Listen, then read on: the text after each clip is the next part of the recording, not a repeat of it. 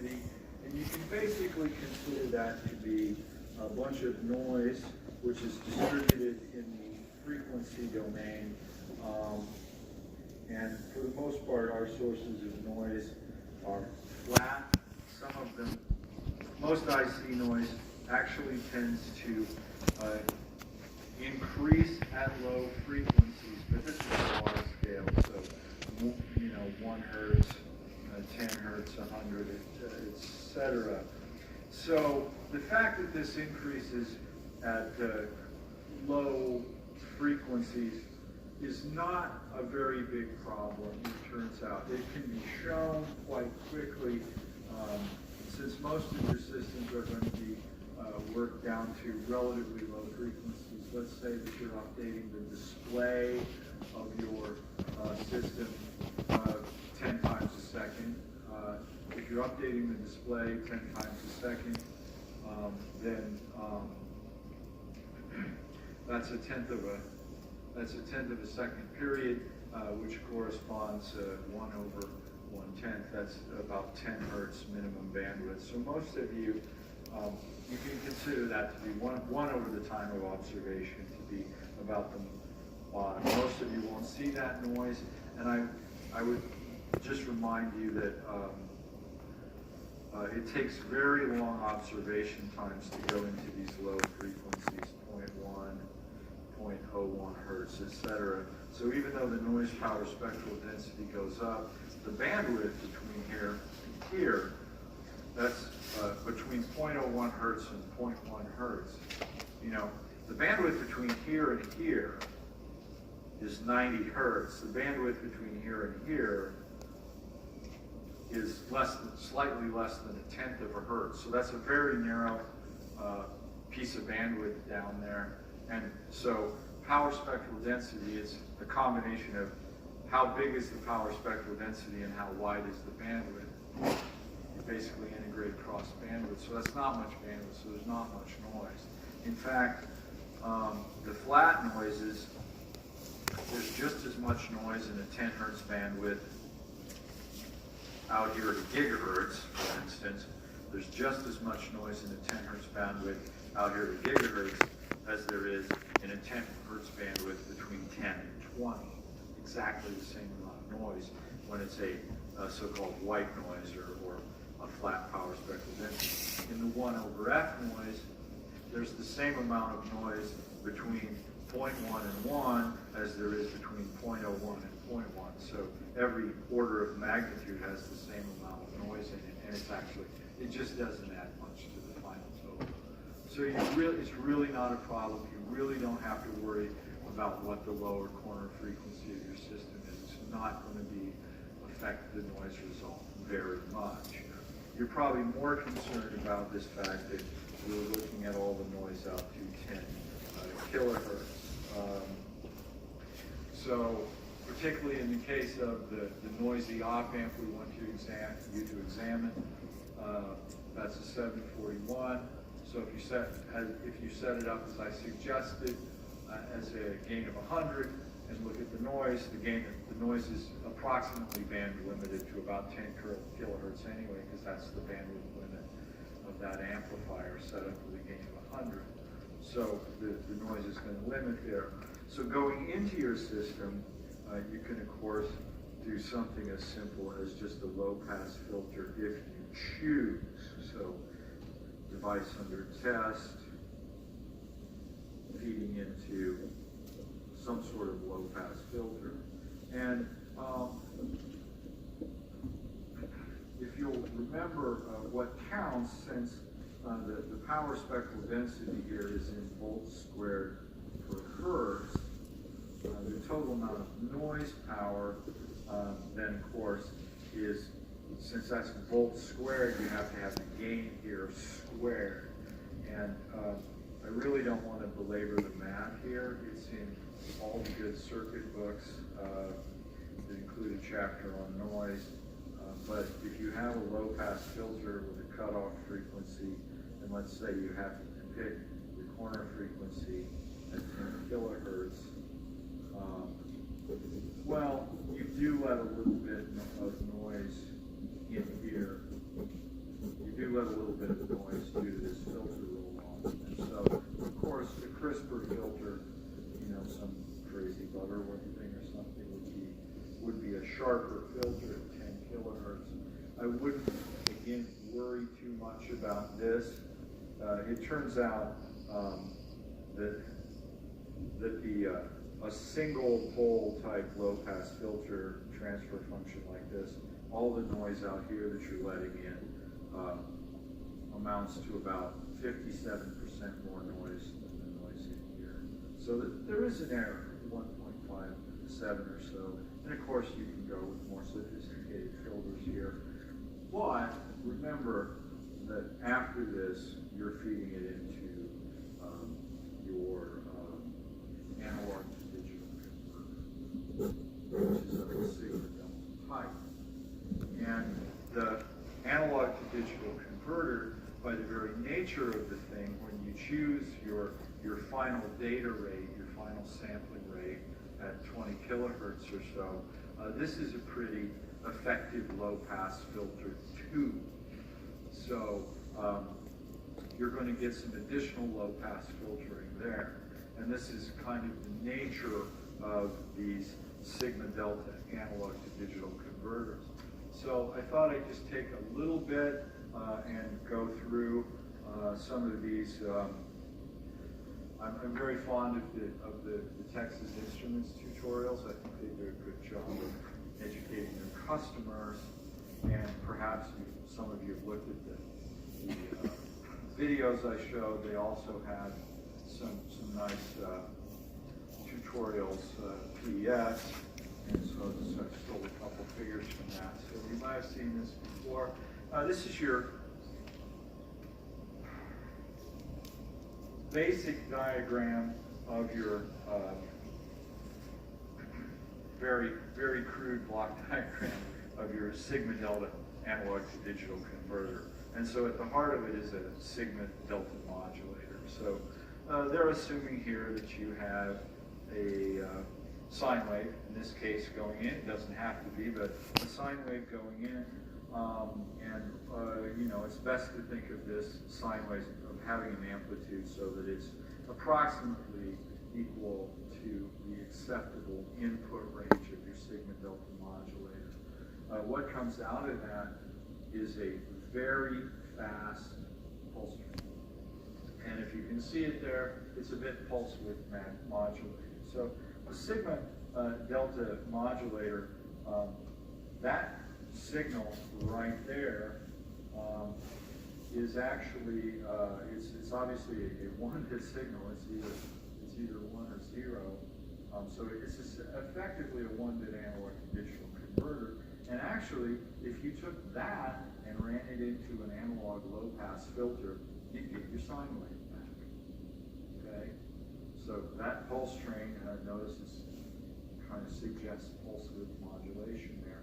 Just low-pass filter that, and you're going to get your sine wave back. But this is typically at the megahertz level. So let's talk a little bit about what's inside that sigma delta modulator. And it's pretty simple, at least conceptually.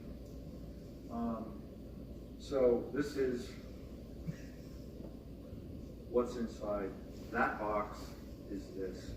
And so, again, your analog input, assumed to be sinusoid, goes into, we have a feedback loop here, so there's a difference amplifier, and then an integrator, and then finally, your 1-bit analog to digital converter, which is nothing more than a comparator. Imagine a comparator where the threshold is, let's say that your input signal varies anywhere between 0 and 1 volt. Imagine that you run that into a comparator and the reference is 1/2 of 1 volt. So if your analog signal coming in is less than 1/2 volt, you get a 0 at the output. If it's more than 1/2 volt, you get a 1 at the output. That's a 1-bit analog to digital converter. Pretty crude estimation of your signal, but that's in fact what you have there. So you have a 1-bit analog to digital converter, nothing more than a very fast comparator, and out of of this, you're going to get a pulse train, and then that signal is fed back to a 1-bit digital to analog converter. And there's not much in doing that. The signal here would look exactly like the pulse train here, except this signal is at your digital logic levels, maybe 0 and 3 volts or something, where all this does is rescale that signal back to your analog input range, between whatever, plus and minus a half volt. So this is nothing more than a rescaling and level shifting of this. So put your oscilloscope probe here or here, it'd look the same. It's just scaled differently. So that is compared to your input. There's a lot not mentioned here. There's a clocking discipline imposed on this. It's clocked. The integrator the gain of the amplifier and the integrator has a lot to do with how fast this runs and how fast this pulse train is. But at any rate, this pulse train, which is coming out typically at several megahertz, has all the information in it. And in fact, it is a we can take that digital pulse train and construct a very precise recreation, a very accurate analog reconstruction of this signal. That's what gives you your 24-bit type behavior. So very, very fast pulse train. Going back to the original diagram here, that fast pulse train is then fed into a digital filter and what's called a decimator, which simply gets rid of some of the data so that you have a more acceptable rate.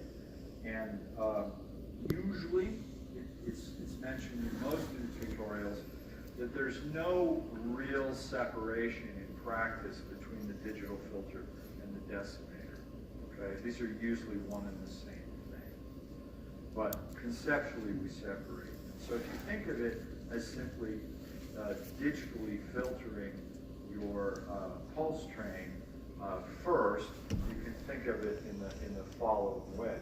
So we have about a megahertz signal, which we're going to, a megahertz pulse train, which we're then going to turn into a digital word, and then we're going to get a pulse train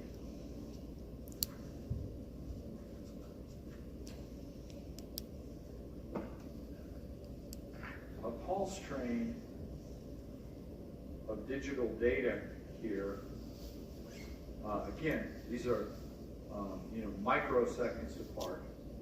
So we create a digital word, 24-bit word, which is at megahertz frequency. So these are microseconds apart.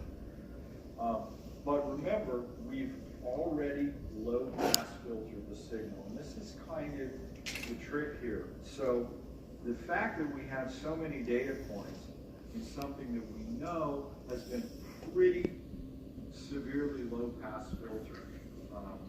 In our case, we're going to shoot for around 10 kilohertz. There's absolutely no real information in having so many data points. And so even though it looks like this is a beautiful sine wave and we have data every microsecond, we know the signal is band limited to 10 kilohertz or so at this point by the action of the digital filter. So that's really redundant data. It is simply a residue of the math created. It's interpolation between one point and the next. So all you really need is every so often a data point, enough to satisfy your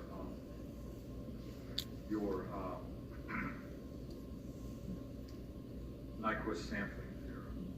So if the sampling rate, the very fast rate, again, this is exactly the same rate as the original pulses, divided by the final output data rate, your 20 kilohertz, that's your decimation ratio. And the higher the decimation ratio is, that means the more you have a low pass filter in the signal. Okay? So by selecting the appropriate output data rate, you are in fact imposing a low pass filter on this signal. Okay? Now, that obviously can be used to your advantage in your particular project, but there's another aspect of this that is somewhat subtle. And I can show you on another diagram. If you'll remember, I think we mentioned this briefly about any analog to digital converter. And let's take the case of a simple 8-bit to analog to digital converter. If we have a 1-volt signal and we're running it into an 8-bit analog to digital converter, we know that the quantization levels are about 4 millivolts apart, right? There are 256 of them in a volt, so they're about 4 millivolts apart. So that gives you a roughness to your signal, quantization error, and that quantization error looks like noise. Okay, and so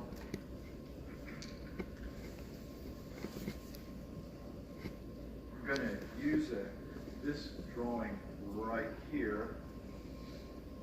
So in a 8-bit flash A to D, one that is just a bunch of series resistors, or a series of approximation register A to D, or pretty much anything except the sigma delta, that quantization noise looks like white noise out to your sampling rate. Okay, so something like this. It looks like white noise, okay? And so when you low-pass filter it, you get resulting noise. In the sigma delta, the noise gets shifted to higher frequencies. It's certainly beyond the tutorial material. They generally don't do a good job of explaining why this is, but inside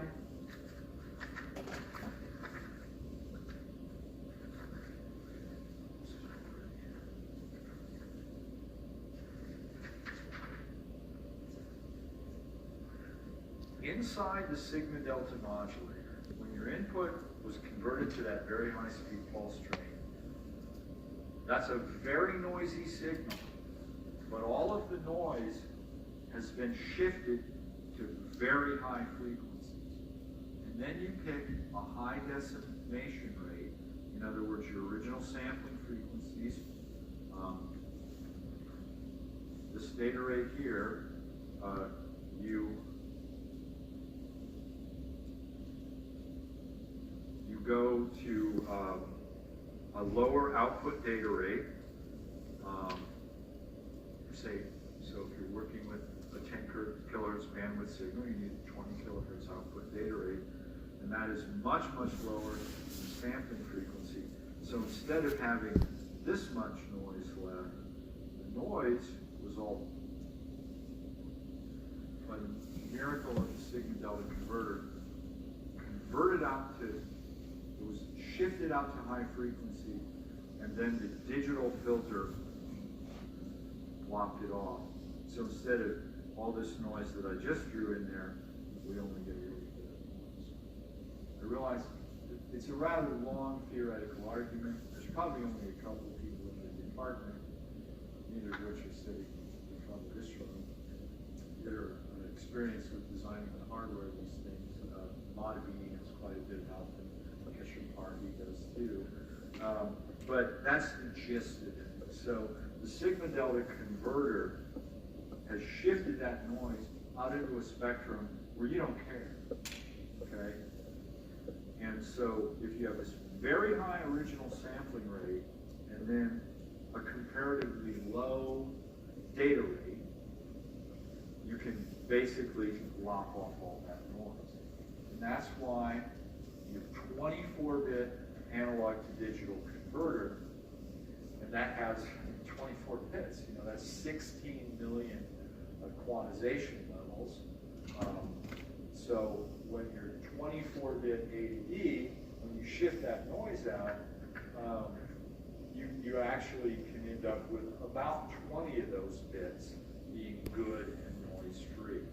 And so a 20-bit binary number still has 1 million or so quantization levels. So you can take a 1-volt signal and quantize it into the microvolt range and still get and have very, very good noise performance. Okay? So that's the gist of it. The nice side benefit for your project is it actually will assist in low-pass filtering the noise that you're not interested in looking at from your device under test if you choose a low enough data rate. So if you design this, here's your device under test. So you could make one of these for your testing purposes.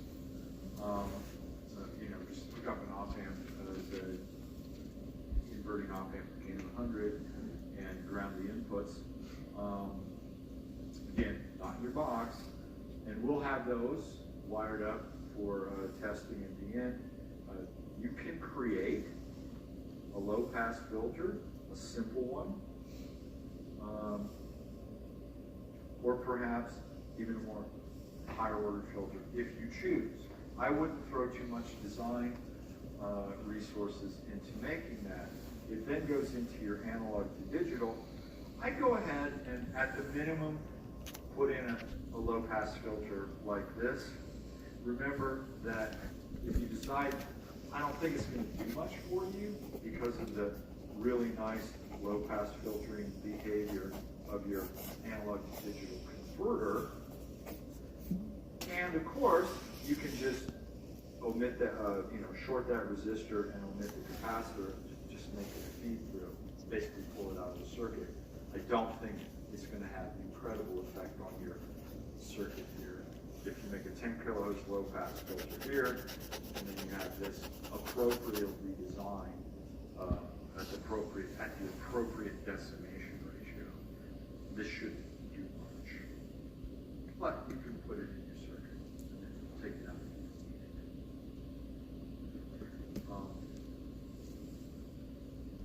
Any questions?